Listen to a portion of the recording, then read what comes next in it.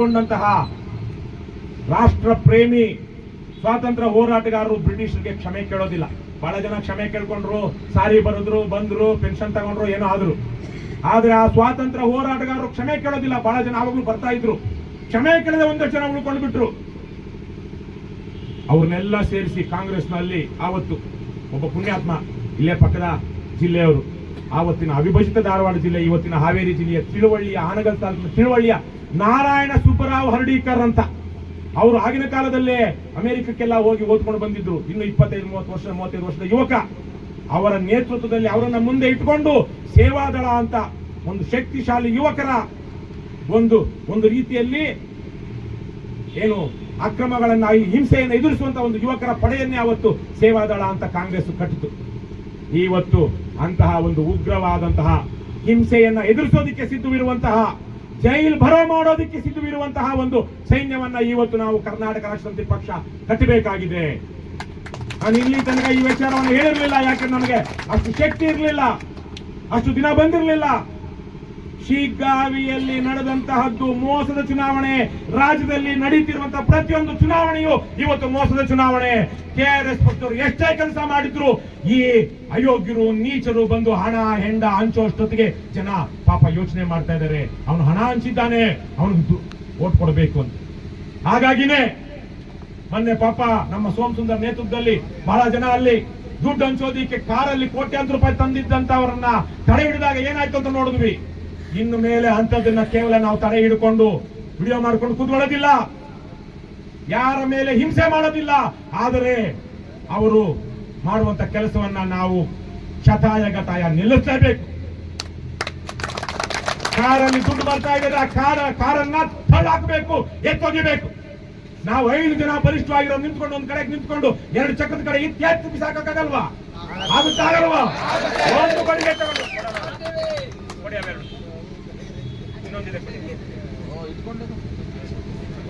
ಏನಿದು ಲಾಠಿ ಆತ್ಮರಕ್ಷಣೆಗೆ, ಅಹಿಂಸೆ ಹಿಂಸೆಯನ್ನ ಮತ್ತು ಅನ್ಯಾಯವನ್ನ ವಿರೋಧಿಸೋದಿಕ್ಕೆ ಲಾಠಿ ತಗೊಂಡು ಆ ಕಾರಿನ ಗಾಳಿ ಪುಡಿ ಮಾಡಿ ಒಂದು ಮೊಳೆನೋ ಚಾಕುನೋ ತಗೊಂಡು ಅದು ಟೈರ್ ಪಂಚರ್ ಮಾಡಿದ್ರೆ ಎಲ್ಲೋಗ್ತಾರ ಅವರು?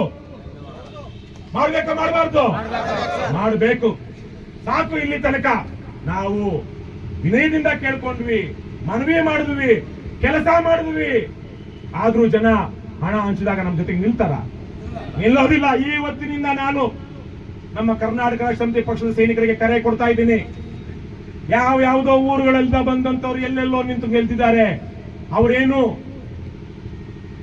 ಕ್ಷೇತ್ರದ ಹೊರಗಿನವರು ಅಂತೇನು ಆ ಕ್ಷೇತ್ರದ ಜನ ಅವರನ್ನ ವೋಟ್ ಹಾಕದೆ ಸೋಲಿಸಿಲ್ಲ, ಗೆಲ್ಸಿದಾರ ಇಲ್ವಾ?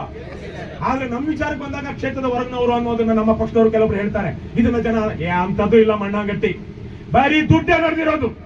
ಹಣ ಚಲಾವಣೆಯನ್ನ ನಿಲ್ಲಿಸ್ದೆ, ಕುವೆಂಪು ಹೇಳಿದ್ ಕೇಳ್ರಯ್ಯ, ಬೇರೆ ಯಾರು ಬೇಡ, ಧನಾಶ್ರಿತ ಚುನಾವಣೆಯನ್ನ ನಿಲ್ಲಿಸ್ದೆ ನಾವು ಇದನ್ನ ಸರಿ ಮಾಡೋದಿಕ್ಕಾಗೋದಿಲ್ಲ.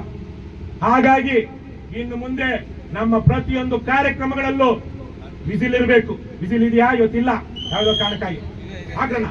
ವಿಸಿಲ್ ಹೊಡಿಬೇಕು. ಲಾಠಿ, 100 ಲಾಠಿಗಳನ್ನ ನಮ್ಮ ಜೊತೆಲಿ ಇಟ್ಕೊಂಡಿರ್ಬೇಕು. ಇದು ಆತ್ಮರಕ್ಷಣೆಗೆ, ಬಡಿಯೋದಿಕ್ಕಲ್ಲ, ತೋರಿಸೋದಿಕ್ಕೆ. ನೀಚರಾಯ್, ಮುಂದಿನ ದಿನಗಳಲ್ಲಿ ನಾವು ಹಿಂಸೆಗಿಳಿಯೋದಿಲ್ಲ, ಆದರೆ ನಿಮ್ಮನ್ನ ತಡೆದೇ ಬಿಡೋದಿಲ್ಲ ಅಂತ. ಇದಕ್ಕೆ 150 ರೂಪಾಯಿ ಹಿಡ್ಕೊಳ್ಳೋಣ. ಯಾವನ ಹಂಚೋದಿಕ್ ಬರ್ತಾನ ಅಲ್ಲಿ ಅವನ ಗಾಜ್ ಹೊಡಿಯೋಣ, ಅವನ ಚಕ್ರ ಪಂಚರ್ ಮಾಡೋಣ. ನಾವು 5 ಜನ ಸೇರ್ಕೊಂಡು ಗಾಡಿ ನೆಟ್ಟು ಹಾಕೋಣ. ಆಸ್ತಿ ನಾಶ ಅಂತ ಕೇಸ್ ಆಗುತ್ತೇನಪ್ಪ. ಅಲ್ಲಿ ಹಾಸನದಲ್ಲಿ ಅವರು ಬಂದು ನಮಗೆಲ್ಲ ಪೊಲೀಸರು ಗಾಡಿ ಹೊಡೆದಿದ್ದಕ್ಕೆ ಪೊಲೀಸರು ಕೇಸ್ ಆಗ್ಲಿಲ್ಲ, ಯಾವೊಬ್ಬನೂ ಅರೆಸ್ಟ್ ಆಗ್ಲಿಲ್ಲ. ಪೊಲೀಸರು ಆ ಗಾಡಿ ಹೊಡೆದ್ರು, ಕಲ್ಲು ಹೊಡೆದ್ರು, ನಮ್ಮವ್ರಿಗೆ ರಕ್ತ ಬಂತು. ಕೇಸ್ ಏನಾದ್ರು ಹಾಕಿದ್ರ? ಪೊಲೀಸರು ಹಾಕ್ಲಿಲ್ಲ. ನಾವೇನಾದ್ರು ಮಾಡಿದ್ರೆ ಹಾಕ್ತಾರೆ, ತಲೆ ಕೆಡಿಸ್ಕೊಳ್ಳೋದು ಬೇಡ. ಜುಜುಬಿ ಕೇಸ್ ಏನ್ರಿ, ಲಾಯರ್ ಸಂಘಟನಾ ಕಾರ್ಯದರ್ಶಿ ನಮ್ಮ ರವಿಕುಮಾರ್ ಆಸ್ತಿ ನಾಶ ಮಾಡಿದ್ರೆ ಏನ್ ಕೇಸ್, ದೊಡ್ಡ ಕೇಸ್ ಆಗುತ್ತಾ?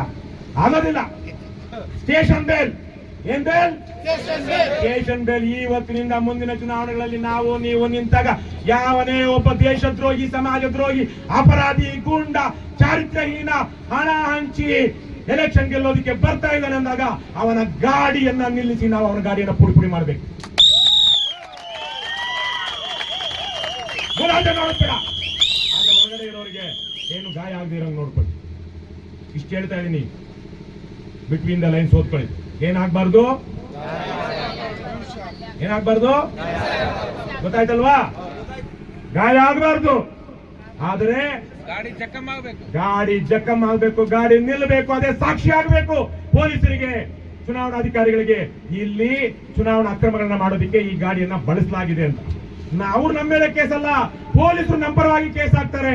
ಅದರಲ್ಲಿ ಹಣ ಸಿಕ್ಕಿದ್ರೆ, ಅದರಲ್ಲಿ ಕುಕ್ಕರ್ ಸಿಕ್ಕಿದ್ರೆ, ಅದರಲ್ಲಿ ಲಿಕ್ಕರ್ ಸಿಕ್ಕಿದ್ರೆ ಯಾರಾಗ್ತಾರೆ ಕೇಸು? ಪೊಲೀಸ್. ನಾವು ಚುನಾವಣಾಧಿಕಾರಿಗಳನ್ನ, ಪೊಲೀಸರನ್ನ ಮನವಿ ಮಾಡ್ತಾ ಇದೀವಿ, ಬಂದ್ರಯ್ಯ ಅನ್ಯಾಯ ನಿಲ್ಲಿಸ್ತೀರ ಅವನಾದ್ರೂ ಮಾಡ್ತಿದಾರ. ನಮ್ಮನ್ನ ಪಕ್ಕದ ತಳ್ಳಿ ಕಳ್ಳರನ್ನ ಓಡಿಸ್ತಾ ಕಳಿಸ್ತಾ ಇದಾರೆ, ಬಚಾವ್ ಮಾಡ್ತಾ ಇದಾರೆ ಲೋಪರ್ಗಳು. ಹಾಗಾಗಿ ನಾವೇನ್ ಮಾಡ್ಬೇಕೀಗ? ಮೊದಲು ಜಖಮ್ ಮಾಡ್ಬೇಕು, ಏನೇ ಆಗಲಿ ಜಖಮ್ ಮಾಡ್ಬೇಕು. ಗಾಡಿ ನಿಂತೋಗ್ಬಿಡ್ಬೇಕು. ಅವರು JCB ತಗೊಂಡು ಬಂದು ಓಡಿಸ್ಕೊಂಡು ಎತ್ತಾಕೊಂಡು ಹೋಗ್ಬೇಕು. ಸುಮ್ಮನೆ ಎತ್ತಾಕೊಂಡು ಹೋಗಕ್ ಆಗೋದಿಲ್ಲ, ಅಲ್ಲಿ ಸಾಕ್ಷಿಯಾಗಿ ಇಟ್ಕೊಳ್ಬೇಕು. ಅರ್ಥ ಮಾಡ್ಕೊಳ್ಳಿ, ಆ ಅಂತಿಮ ಸತ್ಯದ ಕ್ಷಣಕ್ಕೆ ನಾವು ಬಂದಿದ್ದೀವಿ. ಚುನಾವಣೆಯನ್ನ ಈ ಧನಾಶ್ರಿತದಿಂದ ಗುಣಾಶ್ರಿತವನ್ನಾಗಿ ಮಾಡೋದಕ್ಕೆ ಇರುವ ಏಕೈಕ ಮಾರ್ಗ ಇದೊಂದೇ. ಚುನಾವಣಾಧಿಕಾರಿಗಳು ನಮ್ಮ ಸಹಾಯಕ್ಕೆ ಬರೋದಿಲ್ಲ, ಪೊಲೀಸ್ ಅಧಿಕಾರಿಗಳು ನಮ್ಮ ಸಹಾಯಕ್ಕೆ ಬರೋದಿಲ್ಲ.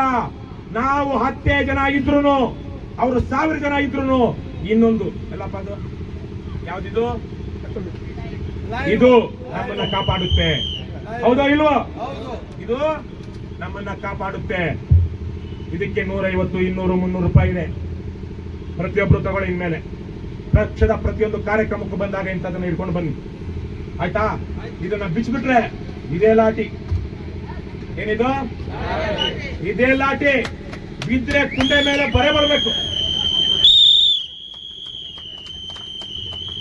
ಇದೇ ಲಾಠಿ ರಕ್ಷಣೆಗೆ ಮತ್ತೆ ಸಮಾಜಕ್ಕೆ ತೋರಿಸೋದಿಕ್ಕೆ.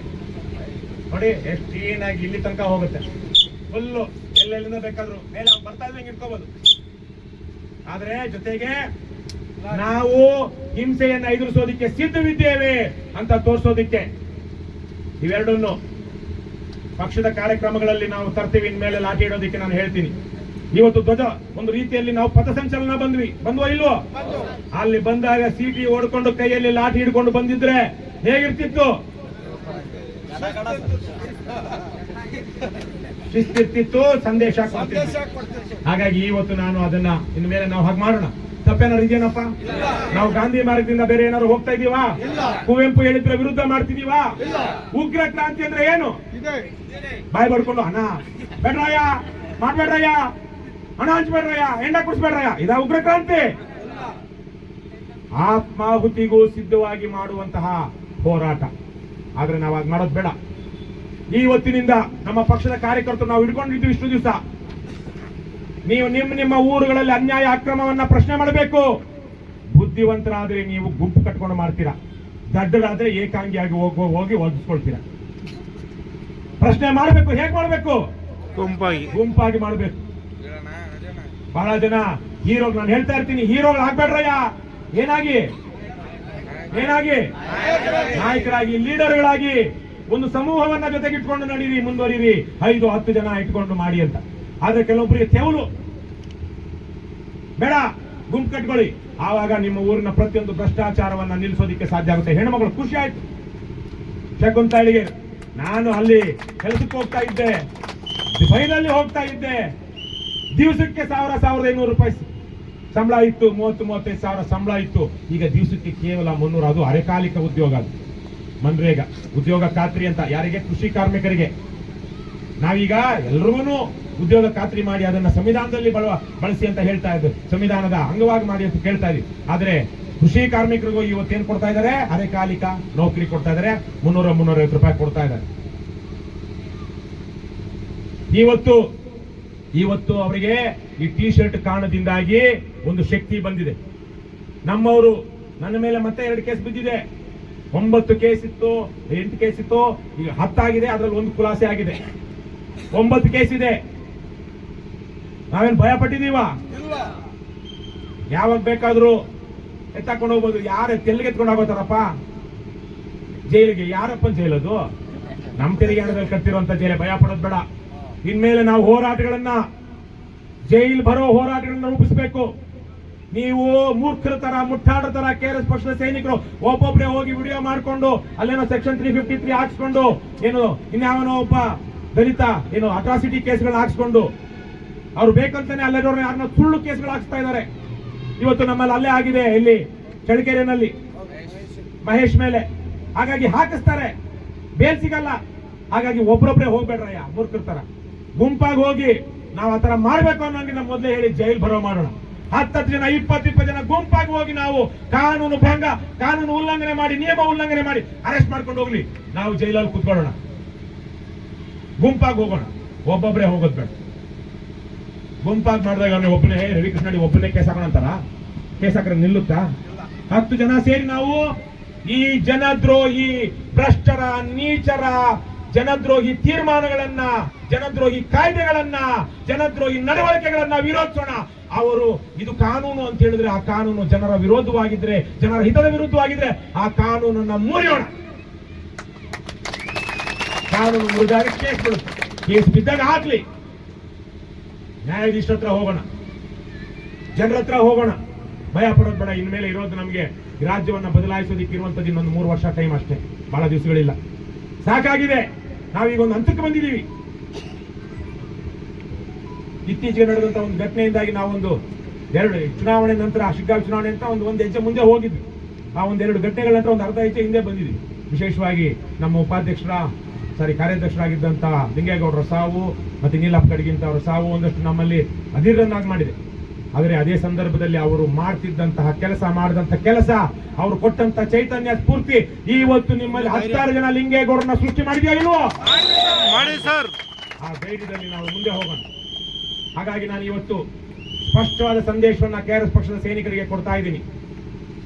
ಹೇಗೆ ಬೆಳಗಾವಿ ಮಹಾಧಿವೇಶನ ಮಾಡಿದಾಗ ಗಾಂಧೀಜಿಯವರು ಅಸ್ಪೃಶ್ಯತಾ ನಿವಾರಣೆ, ಖಾದಿ, ಗ್ರಾಮೋದ್ಯೋಗ ಇದಕ್ಕೆಲ್ಲ ಬಹಳ ದೊಡ್ಡ ಇದನ್ನ ಇಟ್ಟು ಪ್ರಾಮುಖ್ಯತೆಯನ್ನ ಕೊಟ್ಟು ಅದನ್ನ ಮುಂದುವರಿಸಿದ್ರು ರಚನಾತ್ಮಕ ಕೆಲಸಗಳಿಗೆ.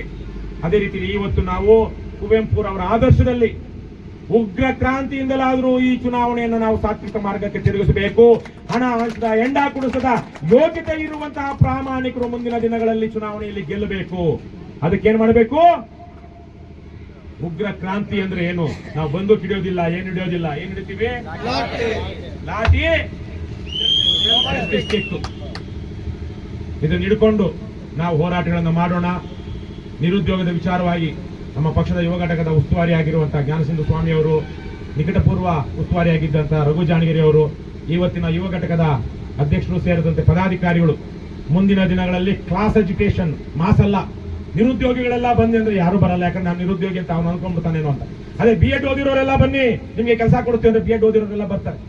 ಇವತ್ತು ಬೇರೆ ಡಿ ಫಾರ್ಮಸಿನೋ ಇನ್ನೊಂದೋ ಮಾಡ್ಕೊಂಡು ಅಥವಾ ನರ್ಸಿಂಗ್ ಮಾಡ್ಕೊಂಡು 16,000 ಆಸ್ಪತ್ರೆಗಳಲ್ಲಿ 16,000 ಏನು ಹುದ್ದೆಗಳು ಖಾಲಿ ಇವೆ, ಟೆಕ್ನಿಷಿಯನ್ಸ್ ಮತ್ತೆ ನರ್ಸ್ಗಳು. ಹಾಗಾಗಿ ನರ್ಸಿಂಗ್ ಓದಿರೋರಿಗೆ ಯಾರು ಕೆಲಸ ಕೊಡಬೇಕು? ಸರ್ಕಾರಿ ಆಸ್ಪತ್ರೆಗಳಲ್ಲಿ ಕೆಲಸ ಕೊಡಬೇಕೋ ಬೇಡವೋ? ಕೊಡಬೇಕು. ಹಾಗಾಗಿ ಅಂತವನ್ನೆಲ್ಲ ಒಕ್ಕೂಟ ಮಾಡ್ಕೊಳ್ತಾ, ಗುಂಪುಗಳನ್ನ ಮಾಡ್ತಾ ನಾವು ಆಯಾಯ ವರ್ಗದವರನ್ನೇ ಇದು ಮಾಡಿ ಹೋರಾಟ ಮಾಡೋಣ. ಅವರು ಬಹಳ ಸ್ಪಷ್ಟವಾದಂತಹ ಒಂದು ರೂಪರೇಷೆಗಳನ್ನ ಮಾಡ್ತಾರೆ. ಅದೇ ರೀತಿಯಲ್ಲಿ ಇವತ್ತು ಜನರನ್ನ ಊರುಗಳಲ್ಲಿ ಇವತ್ತು ಗ್ಯಾಂಬ್ಲಿಂಗ್, ಆನ್ಲೈನ್ ಗ್ಯಾಂಬ್ಲಿಂಗ್, IPL ಬಂತು ಅಂದ್ರೆ ಯಾರ್ಯಾರೋ ಸಾಯ್ತಿರ್ತಾರೆ. ಹೌದಿಲ್ವೇನ್ರಪ್ಪ? ನನಗ್ ಗೊತ್ತಿರೋರೇ ನೆನೆ ಹಾಕೊಂಡಿದ್ದಾರೆ. 8 ಕೋಟಿ 10 ಕೋಟಿ ನೆನ್ನೆ ಎಲ್ಲ ಹೇಳ್ತಾ ಇದ್ರು.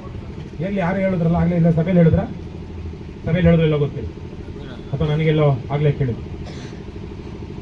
ಊರುಗಳಲ್ಲಿ ಇವತ್ತು ಗ್ಯಾಂಬ್ಲಿಂಗ್ ಕಾರಣಕ್ಕಾಗಿ ರಮ್ಮಿ ಪಮ್ಮಿ ಸಿನಿಮಾ ಆಕ್ಟರ್ಗಳು ಕಳ್ಳರು ಜನ ಅವ್ರಿಗೆ ಕೊಟ್ಟಿರುವಂತಹ ಒಂದು ಪ್ರೀತಿಯನ್ನ ತಲೆ ಹಿಡಿಯೋದಕ್ಕೆ ಬಳಸ್ತಾ ಇದ್ದಾರೆ. ಮುನಿರತ್ನ ತಲೆ ಹಿಡಿತಾನಲ್ಲ ಆ ತರಕ್ಕೆ ಅವ್ರದ್ದು ನಾವು ವಿರೋಧಿಸಲೇಬೇಕು.